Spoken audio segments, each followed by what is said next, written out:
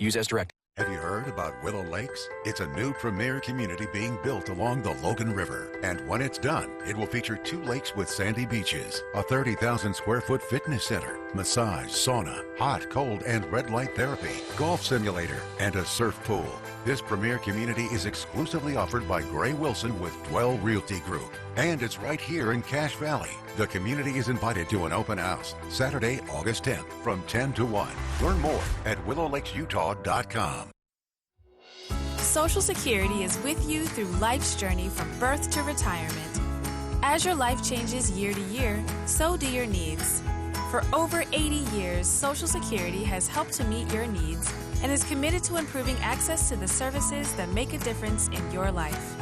Today, you can verify your earnings, estimate your future benefits, apply for retirement, manage your benefits, and even change your address, all from the comfort of your home. Social Security's online services help put you in control with secure access to your information anytime, anywhere, allowing you to spend more time with family, friends, or simply just enjoying the day. Social Security, securing today and tomorrow.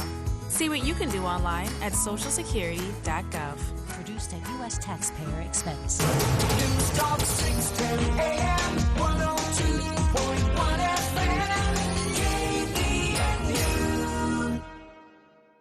It's time for the Garden Guide with your host, Mark Anderson from Anderson Seed and Garden. New research suggests that people are more likely to eat vegetables if they have a tempting name. What would life be without homegrown tomatoes? Only 2 things that money can't buy, and that's true love and homegrown tomatoes. From gardening to landscaping. Today we are going to try and create garden eyebrows. Kind of like the flowers are sprouting directly from your hair. That makes sense. Phone lines are open at 753-KVNU or 800-369-KVNU. Kind of like eating vegetables. It's the Garden Guide, now on KVNU 610 AM and 102 FM.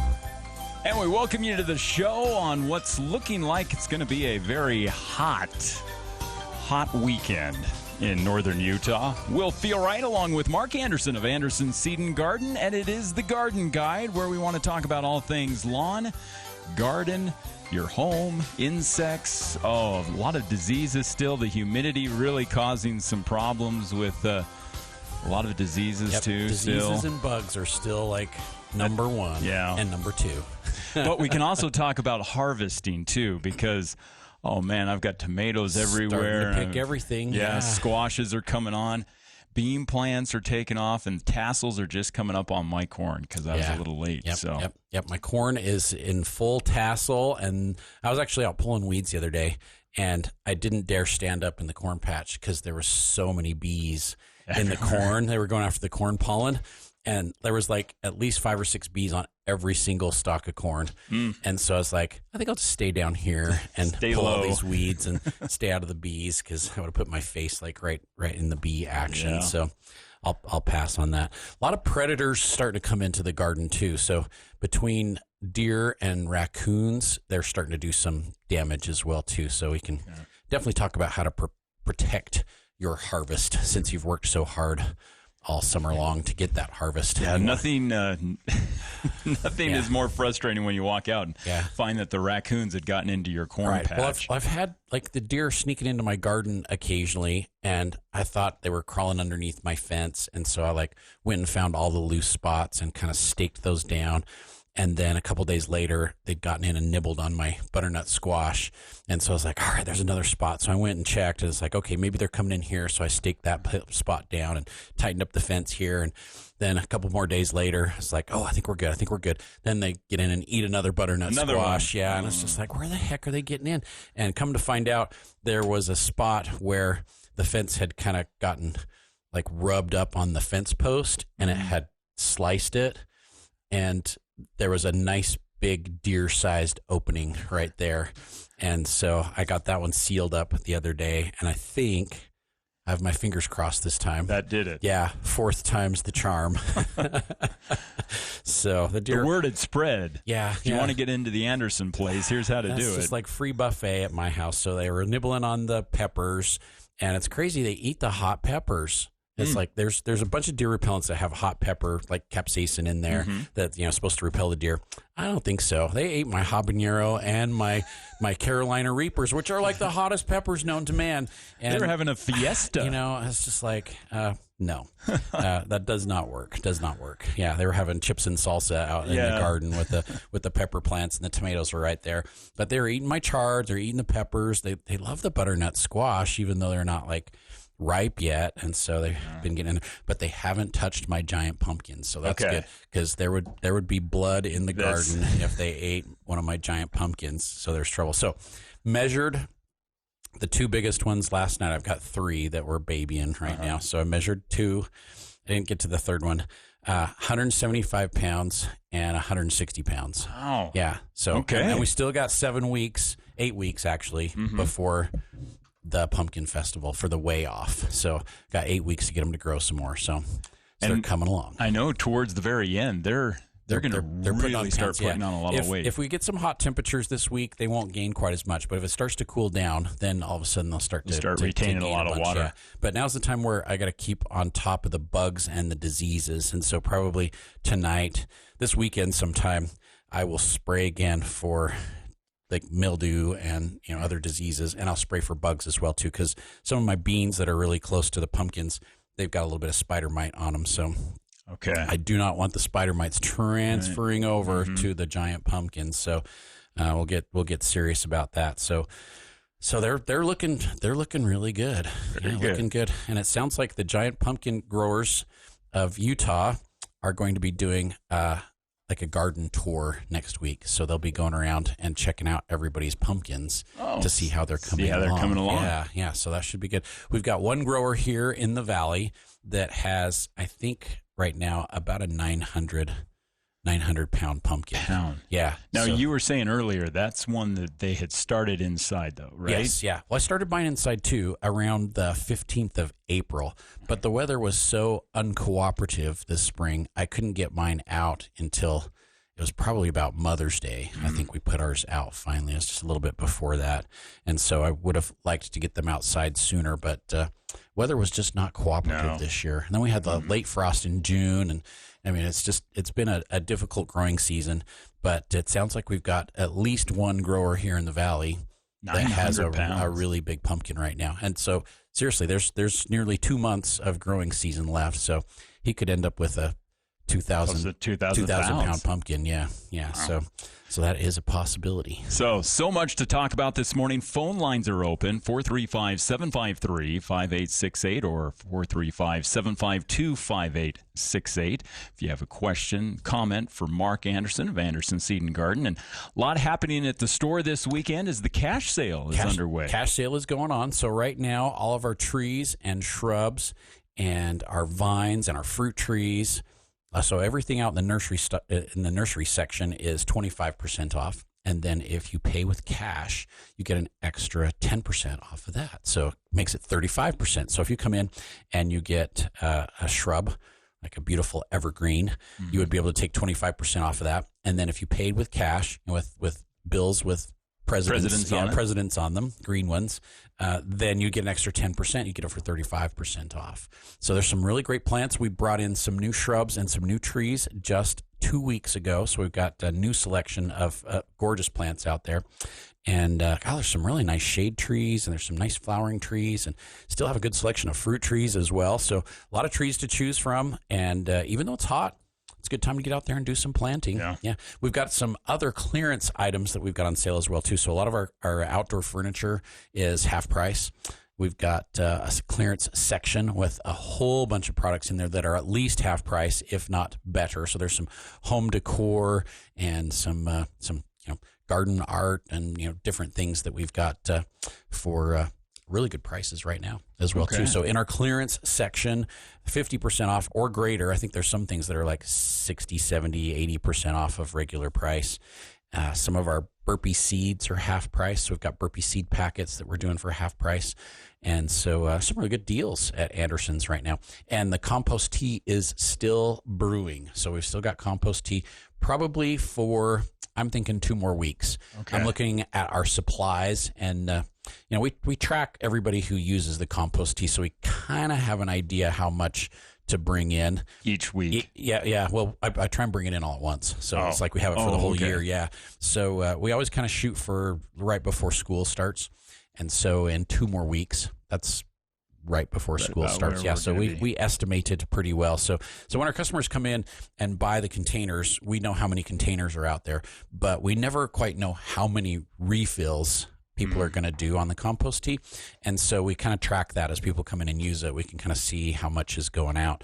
And so then we know how much to bring in. So we've got about 2 weeks worth of compost tea left. Yeah, pretty close. All right. So it should be good. And everybody's plants are growing like crazy. So this is first week of August is a really, really good time to do one more fertilization in your vegetable garden so that you continue to get a really good harvest for the next 2 months. Mm-hmm. And so right now is kind of a critical time. I don't like to fertilize too late into the season, especially like for your tomatoes. We don't want them growing more when they should be producing lots of fruit. And so we don't want to fertilize too late into the season. But right now, this very first week of August, great time to do one more fertilization and get those plants growing and producing and keep them healthy for the next couple months, because by the first part of September, they might run out of food. Mm-hmm. They might be a little bit hungry by then. Yeah. So, yeah, we were noticing our raspberry patch is starting to take on just a little hint of an orange tinge to it. And it's like, need to get out there and throw some iron down and fertilize them. And we've seen lots of iron chlorosis this year for sure. And it's been a major problem. In fact, I had somebody in yesterday. They had oak tree that had some beautiful yellow leaves with dark green veins in there. And then it was starting to turn brown on the edges as well, too. So we are seeing quite a bit of iron deficiency. But we have a great selection of insecticides at Anderson, since we're seeing lots of grasshoppers and lots of squash bugs and lots of tobacco budworms. And it's time for corn earworms. So we can definitely talk about some more insects today on the show as well, too. Raccoons, if you've got corn, the raccoons are out there. Like, we were sitting on our deck the other night just chatting, and it was dark outside, and you could hear them. You could hear them talking. And it's like, I'm going to have to set the traps for the raccoons this year, because the deer fence does not stop the raccoons. I can guarantee that. Muskrats also. You've got a bunch at your west house. side over out by us. Yeah, a lot of muskrats, and they love the corn. They also love bean plants of all things. They love just to top those bean plants off. That's interesting. So, they're eating the beans. Yeah. Interesting. Must be vegetarian or something. Yeah.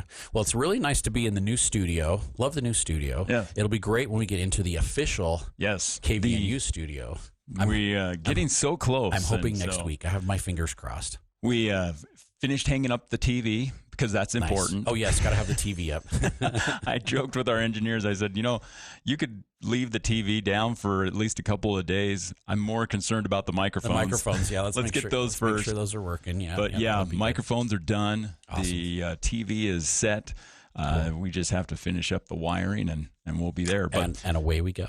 But even as we are in our temporary studios, the phones are routed into this studio, and it's so nice. It's like seems like it's like simplified. Wherever we go, we actually can take those phone lines with us. So if you do have a question, comment for Mark Anderson of Anderson Seed and Garden, if you've got disease, predators, or insects that all of us are dealing with, call in 435-753-5868. We should start off, Mark, as we mentioned insects. I was out last night watering, and mosquitoes. Big problem. Yep. And if you haven't heard yet, this morning, the Bear River Health Department passing the word along to us last night that West Nile has now been found in northern Utah. There were 4 traps that came in positive for West Nile.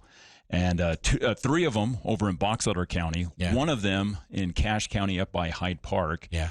And the fact is if those traps are already seeing signs, then it's going to be everywhere else. And so it's time to get some repellents going. Definitely need to put the repellent on. Yeah, do a little bit of spraying too. Since everybody's been spraying for grasshoppers, that kind of is a general purpose insecticide that's been knocking down other insects as well too. So for mosquitoes, usually in the evening as the sun's gone down, it's just almost getting dark, critical time to do some spraying. And anything with permethrin in it is wonderful for mosquitoes, because it has some natural repellent properties to it as well as killing.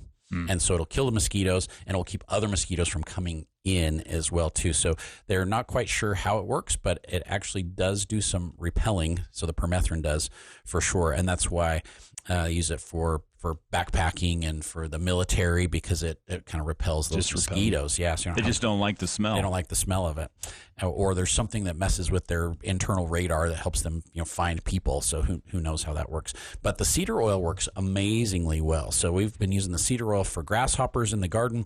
I'm going to be putting it down in my corn to keep the corn earworm moths, keep the adults out, and it will work on mosquitoes as well too. So that's one you can broadcast into your lawn. You can do your flower beds. You can do your garden with it, and it will just make flying insects, especially mosquitoes, flies, moths, grasshoppers, make them go somewhere else. And so you'll be much less likely to have problems that way. So, yeah, didn't realize we had some cases of West Nile. So. Just tested last night. Well, the results just came back last night from Bear River Health Department. So, yeah, just watch out for it. And then the other recommendations, if you do have, bird baths or standing water on your property, it's always good to try to get those emptied because that's a lot of times where mosquito larvae will lay their eggs. And so and there's a lot of really great new repellents that are DEET-free, but still are very, very effective. I think the one that we've been using is called picaridin, and it's super, super effective, and it smells really good. I've got one that's got kind of an orange scented base to it, so it smells very citrusy. It smells really good, and very, very effective. You'll get 4 to 6 hours out of each application, and super effective on the mosquitoes to keep those away. But again, anything that's working for grasshoppers, so the 7, the Sayonara, any of the permethrin-based insecticides, the Bug Blaster, the indoor-outdoor 38 plus, those are all super effective on mosquitoes as well too. And we do have mosquito dunks, and we do have the mosquito bits that you can put into water features so that the mosquitoes aren't laying their eggs in your water features and have them hatch in your yard as well too. So that's a really great way to prevent more insects, more mosquitoes specifically from showing up in your yard. Okay. Yeah, so very, very effective. All right. We'll talk more insects coming up in just a minute, but let's go out to the phone lines. Tammy's joining us on the line from Smithfield. Welcome to the show. Good morning. How are you guys? Great. Doing great, Tammy. So I have a couple of questions here. My first one, I have a lot of echinacea or coneflowers, and I'm wondering how to keep the thrips from attacking them. Thrips have been problematic this year. We've seen them a lot in dahlias and especially in roses as well too. Any of your basic systemic insecticides work best for the thrip because they get inside the flower buds and will damage them before they even open up, and so they're hidden inside there. So a contact insecticide doesn't always work. So I usually will go with Bayer has a really nice product. It's called Rose and Flower Insect Killer, and their version of that has a disease control in it as well is called 3-in-1 Insect Disease and Mite Control.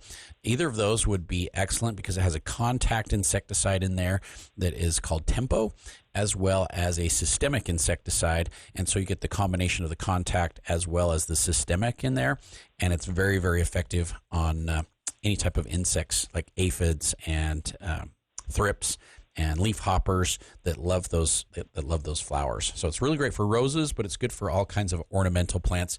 You can't use it on vegetables, so it has to be just ornamentals, but it'd be great for your cone flowers for sure. Okay, could you tell me the name brand again? Or it's made by Bayer. So Bayer. Their products come in blue bottles, and Bayer is spelled just like the Bayer aspirin, and so it's the same. It's the same company, and it is called actually 3-in-1 Insect Disease and Mite Control, or the other version is the Rose and Flower Insect Killer, and I have both of those. Yeah, Bayer has 2 of them. Okay. Yep. I have both of those, and one's in hose end, so it comes available in a hose end, so you can just hook it on the hose and spray it. It also comes concentrated, so you can mix it up in your own sprayer and do that, or it comes ready to use. So it comes in 3 different ways. So since you mentioned the hose end sprayer, that brings up another question.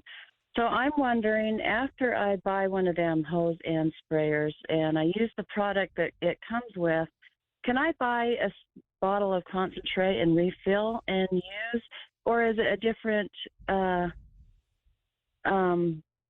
In most cases, it's the same concentrate, and it's the same concentrate, so it's not stronger or weaker or correct. anything. So you can look at the label of the hose end and see what the active ingredient is in there and what the percentages are, and then look at the concentrate right next to it and see if they match up. And if they match up, the sprayer will mix it exactly the way it's supposed to be mixed. It should work fine. Okay, because it's actually cheaper to buy it the other way, but I actually like using the hose end. Yeah, you end up spending $3 or $4 more for the hose end version just because the sprayer itself costs a little bit more. Right. And so that's a good way to go. But I have my own like hose end sprayer at home that I really like to use. That's metal, it's brass and zinc instead of plastic, and it's a lot more accurate. So I just end up using my own because you're right, the concentrate is less expensive. So where do you get one of those? I have those too. Yeah. In fact, when we built our home in 1996, I took one home, and I'm still using the same one. Yeah, I'm still using it. Yeah, that's why it's metal. They are indestructible. They are destructible, but they're more indestructible.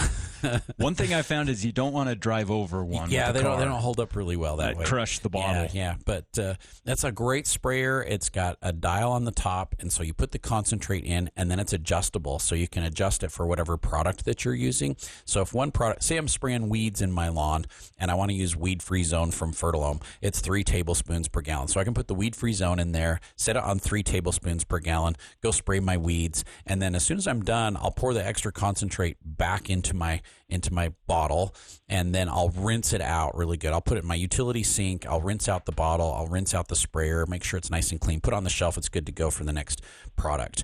And then if I'm using my rose and flower insect killer, which is mixed at 6 tablespoons per gallon, then I'll put that concentrate in there, set the dial on 6, and it will mix it. Even though it's at a different concentrate than my weed-free zone, you can adjust it so it will work on a bunch of different products. So it's a wonderful sprayer. Yeah, and it has several nozzles on the end of it.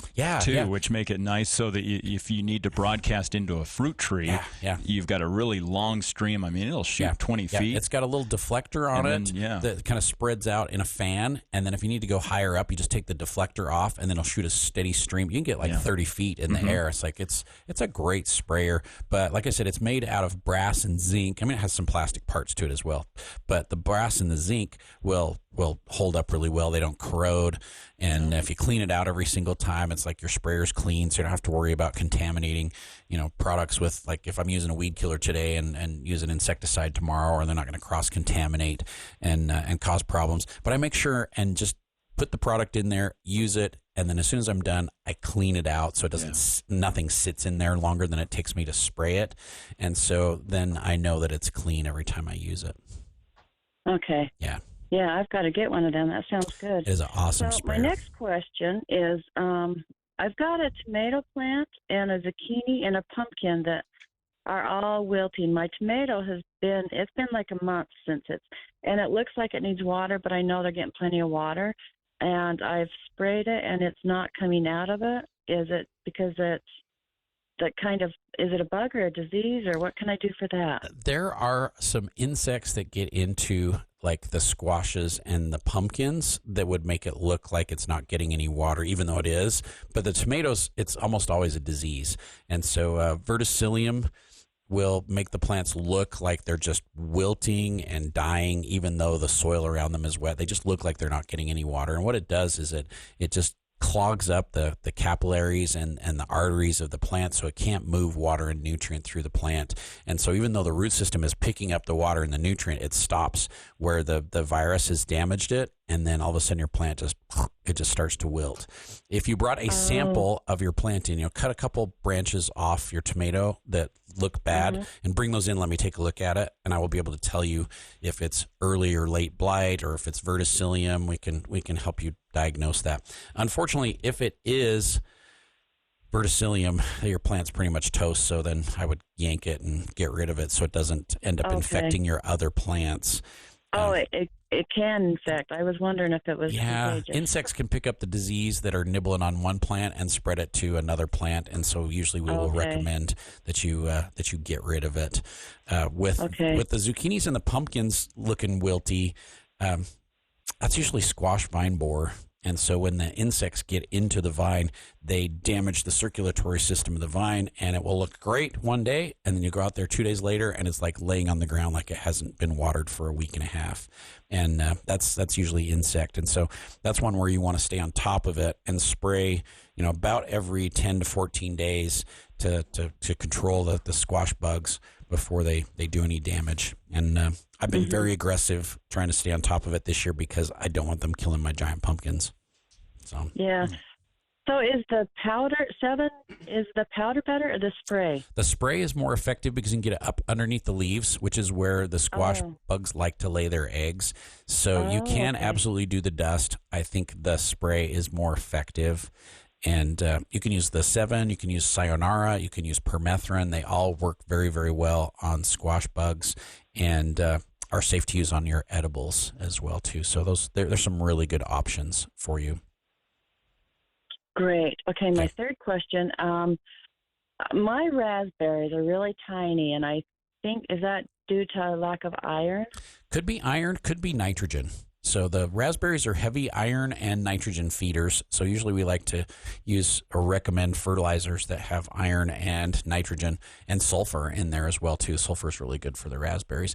But the weather has been really hard on the berries this year. We're seeing a lot of samples right now of plants that bloomed, but then the fruit hasn't really set very well. Are yours kind of doing the same thing, Will? Yeah. Yeah. If you've got a lot of green plants and you can see the plant is really healthy, but those raspberries are just kind of miniatures. They're not developing properly. Yeah. And it could be what my everbears are doing. It could be a pollination issue, so they just didn't get pollinated properly.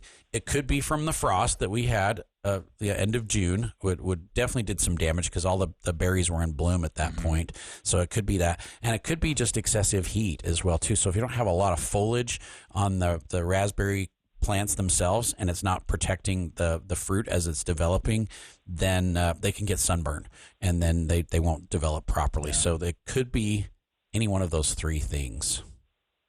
And the iron helps with the sunburn, but I'm wondering, can you add the iron while they are bearing? Oh, absolutely.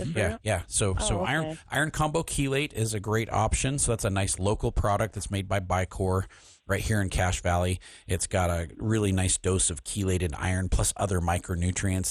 That's safe to use pretty much any time of the year on your raspberries. The iron like the chelated EDDHA works great too. Sometimes it can flavor the berries a little bit if you're spraying it on, but if it's going up through the root system, it shouldn't affect the flavor of the berries at all.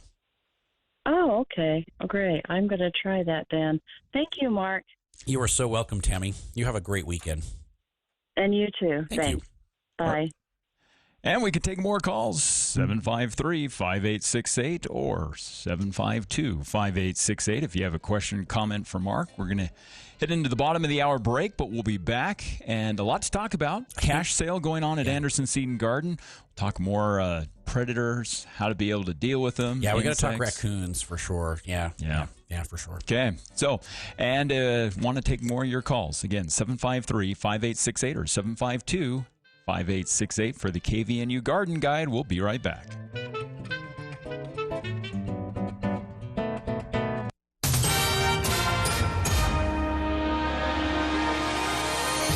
I'm Bill Walter, KVNU News. The levels of E. coli at Pineview Reservoir in Weber County has prompted officials to warn residents to stay away from the waters in the Middle Fork area. The E. coli counts taken in the middle inlet of Pineview were reportedly above recreational thresholds as of Thursday, according to the Utah Department of Environmental Quality.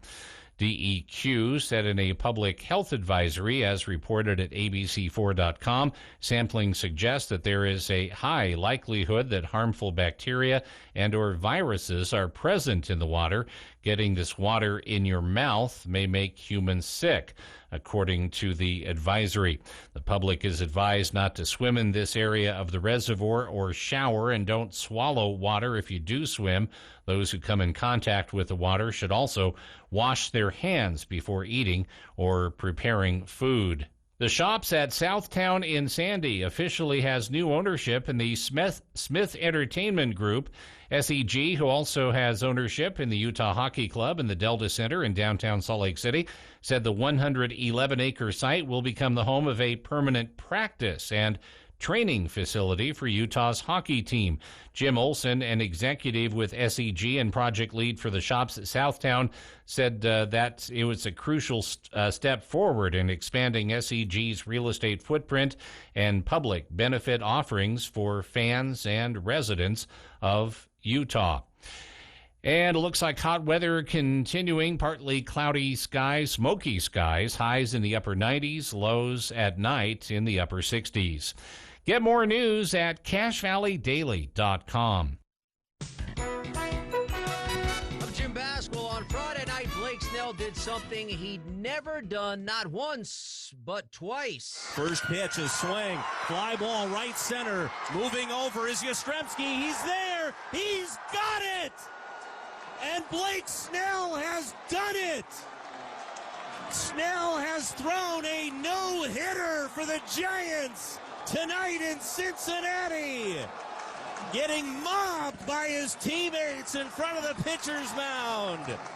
Blake Snell makes history. And a final call on KNBR. Blake Snell, first career no-hitter. Giants blanked the Reds 3-0. The reigning NL Cy Young winner threw 114 pitches in his first career complete game in 202 Major League starts. It's the 18th no-no in Giants franchise history and third in the majors this season. Royce Lewis homered and knocked in a season-high 4. Twins best the White Sox, handing Chicago their 18th straight loss, 10-2. It's the major's longest slide since Baltimore had a 19-game losing streak in August of 2021. Josh Naylor had 3 hits, drove in a pair of runs. Major League leading Cleveland scored 8 consecutive and doubling the O's 8-4. They own the major's best record at 67-42. Justin Turner's grand slam capped Seattle's 7-run second. Mariners blast the Phillies 10-2, handing Philadelphia their season-high 5th straight loss. Braves rally for a 5.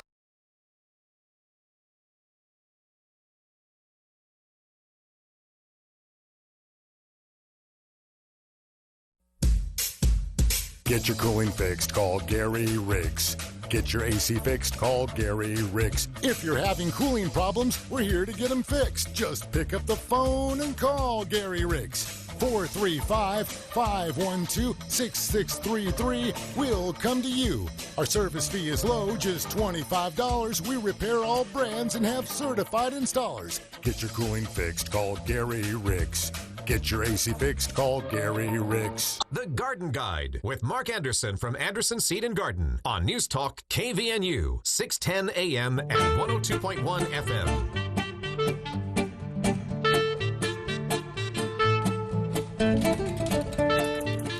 Welcome back to the show. It is the Garden Guide here on KVNU, and Mark Anderson of Anderson Seed and Garden joining us in the studio, taking your calls. 435-753-5868 or 435-752-5868. If you have a question or comment, we were just talking about the temperatures yesterday. Didn't break the record. We hit 97. We were 2 degrees away from tying it. Hot, but not that hot. I mean, it's summer. I was outside working in my garden on Thursday morning at like 7:30, and it was so cool and nice. Mm-hmm. It was like great. You can tell the temperatures are changing. So, like at night, you open that window up and the cool breeze just kind of comes in. It's like, it's feeling pretty good. Plants are going to enjoy that as well, too. Definitely. So, it seems like my zucchinis are just producing faster than we can eat them, and my cucumbers are coming on like crazy, and the tomatoes are just really starting to ripen up, and we're starting to pick tomatoes, and everything's just like coming on like mad. Yeah. So onions, I have the best onions I've ever had this year. Like great season for onions, huh? Amazing. Yeah, and I planted them late. I didn't even plant it until the 1st of May because weather just wasn't really that productive. So I think it was like end of April, 1st of May, we got ours planted, and I have some that are like softball size. Wow. Yeah, like possibly even bigger. And they are still growing. They're looking great. The wind has blown the tops over on a bunch of them, though, because it's been so windy. And so they're not growing quite as fast as they were, but they look amazing. And really, the end of this month is when you want to harvest your onions. You don't want to wait. And I've got the best potatoes I've had for a long, long time as well, too. The potatoes look amazing.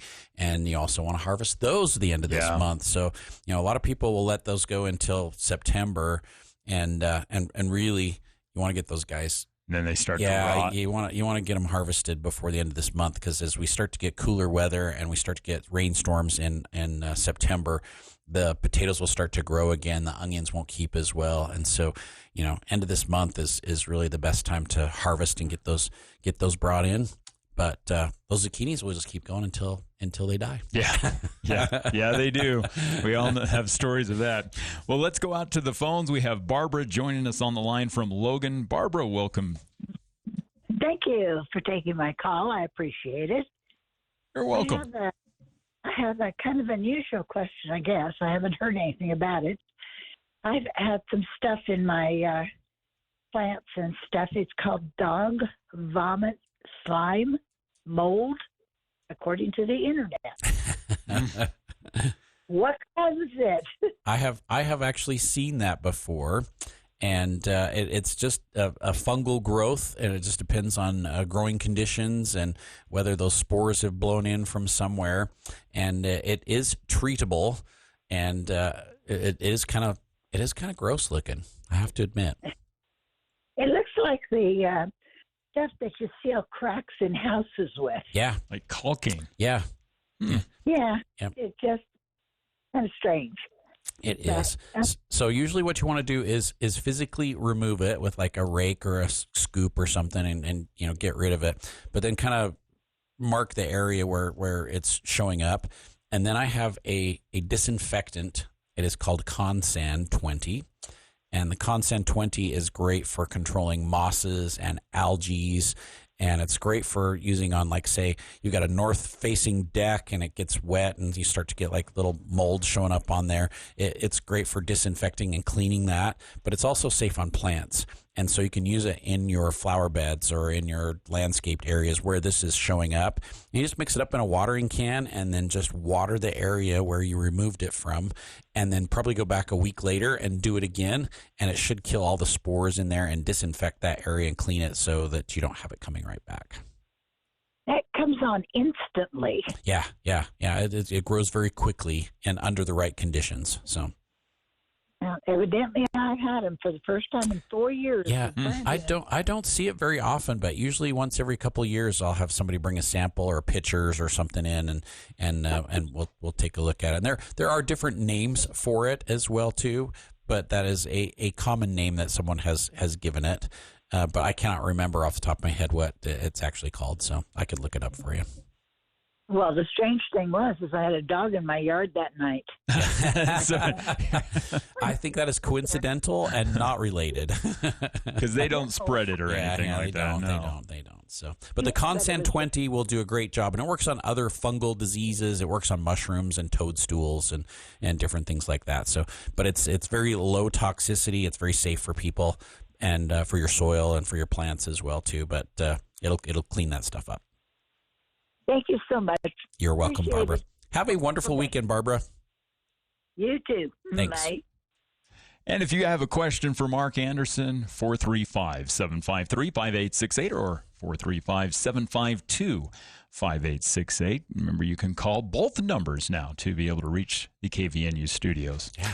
Now, we were mentioning as we were going into the bottom of the hour, cash sale going on right now at Anderson Seed and Garden. Yes, it is. Save an extra 10% off. Right. So we've got all of our remaining trees and shade trees, flowering trees, fruiting trees, evergreens, shrubs, flowering shrubs, roses. They're all 25% off. I even have some nice vines. And if you pay with cash, presidents on green bills, you can get an extra 10% off. And so really great time to come in, get some plants, do a little planting, add something to your landscape, and get some really great prices at Anderson's as well, too. So 10% off are already 25% off, so it gives you 35% off if you pay with cash. And that cash is not credit card or debit card or check. It's cash bills. Yeah. Bills from the bank. All right. So cash sale going on. And then also, too, we were mentioning earlier with the temperatures, with the way they are, fruit trees, shrubs, great time you can be able to plant those. Oh, for sure. Because your soil temperature is so high, they'll take right off. They take off like crazy. And I can guarantee they do better planted in your ground than they do sitting on the concrete in the nursery, even when it's really hot. So it's a really good time to plant. And really, as our temperatures start to cool down, fall's an amazing time to plant. So latter part of August through September, excellent time for doing some planting. In fact, I just brought some rose bushes in to add to my landscape, and I just got to find some time to dig some holes. Yeah. So yeah, good time for planting at Anderson's. We also have some clearance sales going on right now. Believe it or not, we're starting to do our fall transition, and so east side of the store, we gutted it this week, so it's like empty. So if you walk in the store and wonder where everything is, we've been you're prepping for Christmas. We've been is what working you're saying. No, holiday decor. Yes, holiday decor is what we're calling it this year. Thanks. That makes us feel a little better. So we're prepping for holiday decor, which includes fall and Halloween. Yes. You know, so we and Thanksgiving. Yes. So and then that other holiday that's after that. Yes, and then the other holiday. But we're starting to do that, and so we've got some really nice clearance items. So we've got some outdoor furniture, some patio furniture that's half price. We have some outdoor decor that's on sale, and some really, really great prices. So I would say most things are 50% off, but there are some that are 60 and 70 and 80% off as well, too. So we're just trying to find homes for some of this stuff that we have left over. So some really good deals at Anderson's in our clearance section. We do have a few vegetables and a few flowers left that we're basically just kind of give it away. If somebody wants to plant them and see what they do in the next month and a half, 2 months, then you're welcome to come and grab some of those as well too. But I think they're just about gone. Okay. Yeah. We did get our parking lot resurfaced, so it looks really nice. Yeah, it looks really, really great. There's a couple of things we need to adjust on it, but it's really nice to have a nice new clean parking lot. So parking lot's all set up. Great. But yeah, still out there harvesting, and you can still get some stuff planted. And I just planted beans a week ago, and they're up already 2 to 3 inches. So did not take very long. So I planted them on the 24th of July, and this Wednesday I went out there, and they were already 2 inches tall. And coming up. Already coming up. So those beans doing great. 1st of August, you still have 60 days of planting season. So anything you want to plant, still going to make it. Now, I was noticing as I was out in our garden last night, blossoms everywhere. And is there something particular that you can do as the plant starts to put on blossoms, tomatoes start to get green? How do you then trigger those plants to then start to to ripen up? Yeah, calcium is critical. And so I've had a lot of people in with blossom end rot on their tomato plants or on their peppers, and calcium will help clear that up, but it also helps the plants set fruit and ripen quicker. And so right now, I'm pretty much going to do one more fertilization on my tomatoes, and then I'm like done for this year. So I won't do any more after that. But I will continue to hit them with calcium, magnesium and calcium to encourage them to ripen. And then we'll start cutting the water back a little bit on them to stress them just a little bit. So as the plants get stressed, then they will realize that they have to ripen up, and they'll start to color up a little bit quicker. And then one thing that we found is as the nighttime temperatures start to get a little bit cooler, it really, really helps to cover the plants, like your tomatoes, with, like I say, a frost cloth, because it will maintain the heat through the nighttime. So it'll keep that temperature a little bit more regulated so it doesn't fluctuate as much, and your fruit will ripen up faster. So we'll have people into August that we have encouraged to start covering their tomatoes, even though it's not freezing, but it's going to retain that heat at night, and their tomatoes ripen up a lot faster. So you don't have as many green tomatoes by the end of the season that just never ripened up. Yeah, so they just don't ripen as well inside the house as they do outside. The key is to like stop watering as much right now. And I know I've been watering my tomatoes really consistently, and they're starting to ripen. But if I start to stress them just a little bit, they'll ripen up a lot faster. Yeah, and we'll have tons and tons and tons of tomatoes. They're just absolutely covered right now. Yeah, my pepper plants too. They're starting just to loaded. Yeah, they're. I've never had plants with this many fruits on them. Like they're just absolutely covered with fruits. One of the things I noticed this year on our fruit trees is that we just did not thin the apples like we should have. Oh, yeah. And I started looking, and I'm like, oh, those apples are just really small They're gonna be this small. year. Yeah. If you don't get them thinned, then you have a lot of small fruit. Yeah. And it's hard to get out there and thin, and I kind of hate doing it. Yeah, I do too. It's like just kind of hate doing it. Hate to lose it, but at the same time, it will not produce nearly the size that you want. Yeah, so, yeah. 435-753-5868. We still have 10 minutes in the show. If you have a question for Mark Anderson of Anderson Seed and Gardens, we were talking earlier about predators, muskrats, raccoons, deer. Yeah, deer. Yes. The deer even eat my petunias. So I've got petunias out in front of my house, like around one of my trees, and the plants are just healthy and full and beautiful, and they don't have hardly any blossoms on them. And the deer have been coming and nibbling the blossoms. And so around our house, where we have a resident herd of deer, we have to fence our garden to keep the deer out. But there are some repellents that work really quite well also. So deer stopper from Messina's is one of our favorites. The deer stopper is great for repelling the deer, and so I'm going to have to use some deer stopper on my petunias if I want them to flower the rest of the year. Now, what about raccoons? And the raccoons, they are so smart. They're really hard to trick. And so really the best... Messina's makes a repellent for other animals that works on raccoons. So you can use, if your garden is not too big and your corn patch is not gigantic, then it would work very, very well. It comes in a granule. You can spread that through the garden, and the raccoons and other critters like skunks and rabbits and things, they just don't like the smell of it, so they'll just leave and go somewhere else. And so that's been really quite effective. We found with the raccoons, there's a couple of ways to discourage them. We end up using a live trap on them. I hate hurting them, but if they're coming in and eating all my corn, then they're bothering me more than they should. And so we will trap them, and it's very, very humane. And the best thing to trap them with is like a little bit of fish. So like tuna fish works great. So they like the tuna. Fresh fruit. Yeah. Usually we'll do fresh fruits, whether it's bananas or peaches or things like that. They really like that as well too. But the traps work great. You can try and discourage them with like a motion sensitive sprinkler or a motion sensitive like audio device that just like makes ultrasonic sounds and will scare them and make them go away. But it seems like they become resistant to it, or they figure it out and they just learn to get around it. So they're very, very smart. So usually the traps work the best. The repellents have been effective. The repellers, the sprinklers work great, like the motion sensitive sprinklers. As soon as it picks up the motion, the sprinkler turns on, everybody runs. And takes off. Neighbor's dog runs, the raccoon runs, the deer run, you run. Okay, when you forget that it's out there, and all of a sudden it takes sprinklers and all of a sudden you're getting place. a shower. Yeah. It makes everybody run. So all right. Those work great. Well, Kathy's joining us on the line with a question from Dayton. Kathy, welcome to the show. Thank you. Good morning. Morning. I thought I thinned my peaches, but as they're coming on, the branches are coming down rather heavy. Is it too late to keep thinning them? It is not too late to thin, and we usually recommend one fruit every 6 inches. Okay. So you could go one fruit every 6.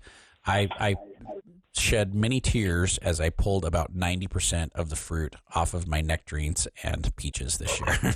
It was so difficult. I did. Yeah. I just thought I did such a good job, and now that the fruit's getting heavy, the branches are coming down. I'm going, oh my gosh. My donut peach was so covered with fruit. Like, it was absolutely covered. I swear I took a bushel of fruit off, and they were only like dime sized when I was like doing it. They were much smaller, but there was a couple branches that were up high that my ladder wouldn't reach, and so there's a lot too much fruit on those. But the rest of the tree looks great, and my other trees I got thinned as well too. Not too late to thin. Okay, good, because they definitely need it. Yeah, not too late. Not too late. Thank you. You're welcome. Thanks for calling, Kathy. Bye-bye. 435-753-5868 or 435-752-5868. 5 minutes left. Still plenty of time to get a call in to Mark Anderson of Anderson Seed and Garden. And yeah, that's what when I realized just how loaded our apple tree was. Oh, yeah. Even after I thought like Kathy, I thought I had thinned it out enough. And yeah, I started going through and shaking the branches a little bit, seeing what would fall off, and then just picking a few. Yeah, and we might be making apple pie this weekend. Nice. So I've got a early yellow transparent that is just about ready, and so we may have to do that because the yellow transparent makes the absolute best apple pie. I love it. It's really tart and kind of mushy. If you don't like squishy apples in your pie, then you probably won't like the yellow transparent, but I kind of like them soft and squishy. It's like having a baked apple where it's just like all soft inside, and yeah, they're really, really delicious. Good. Oh, they're really, really good. It has a very distinct flavor to it. So it's my favorite pie apple. Yeah. All right. We have Gene joining us on the line from Hiram. Gene, welcome to the show. Welcome. Thank you this morning. Question I had, quite a bit of my corn tip over, literally lay on the ground after that wind. Yes. Do I try to straighten it up? You could absolutely try and straighten it up, and some people will put in like some cable cord or some wire to get it to stand back up, because a lot of times it will just kind of crease it where it's come out of the ground. It doesn't pull the roots out, but it just kind of creases the corn right down there by the ground, and it hasn't broken off, and so it will still circulate water and nutrient and get the corn to ripen still. So yes, I would give it a shot. Otherwise, all right. Otherwise it's just like pig food. Yeah, you're gonna lose it. You're gonna feed the cows with it. So it's which is too bad. But yeah, wind's been not very nice this year. It blew over my onions that were just doing amazing, and fortunately we haven't had to blow our corn over. But I've had other people come in with the same problem. So I'm sorry, Gene. All right. Thank you so much. You are very welcome. Thank you. Bye. Now, as we are coming up towards the top of the hour and the show almost over, we want to mention again the cash sale going on at Anderson Seed and Garden this weekend. And if you pay with cash, you get an extra 10% off. 10% off. So all of our nursery stock is 25% off, and if you pay with cash, you can get an extra 10 on top of that. So it saves you 10 more percent. So instead of getting 25% off, you'll get 35% off on trees and flowering trees and shrubs. And I have a really great selection of trees in stock right now. Lots of evergreens, beautiful shrubs, and I've got some nice vines as well too.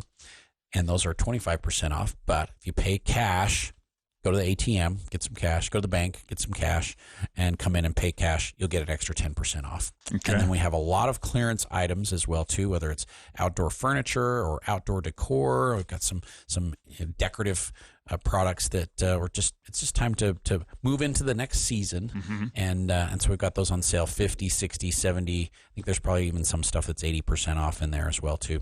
And then we do have a few plants left over that we just want to find homes for, a few vegetables, a few flowers, and we're clearancing those out for free. That's terrible. Yeah, so expensive. Just come in, grab them, and all it's going to cost you is the work to plant them. Yes, exactly. We just want to find homes for them so that they get a season of growth. You've got a couple months still, so not too bad. Now, we were mentioning earlier about the Pumpkin Festival. And Pumpkin Festival coming up. And then when's that going to be? Pumpkin Festival is the 28th of September. Okay. And so get that on your calendar. It will be downtown on Center Street, 28th of September. And we've got pumpkin carvers. We've got artists. We'll have music.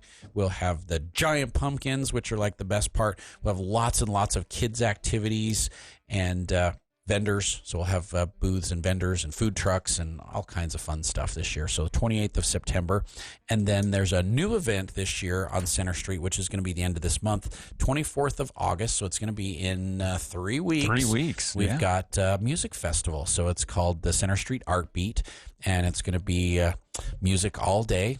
2 different stages going on. So we'll have music at the Plaza, there on Center on Center It's Block, just behind Center Street. And then we'll have a stage on Center Street. We'll have music going there as well too. And I think it starts at noon and goes until 10 o'clock. I think we're going until 10 o'clock, and lots and lots of artists, lots of music. It should be just a great way to kick off the start of the school year. So the idea is that we get the students back, we get the faculty back, and the community can come and participate, and we just have a big party downtown. So shutting off Center Street for the art beat? Yep, Okay. should be a lot of fun. So you'll start seeing a lot more information about that coming out in the next week or two.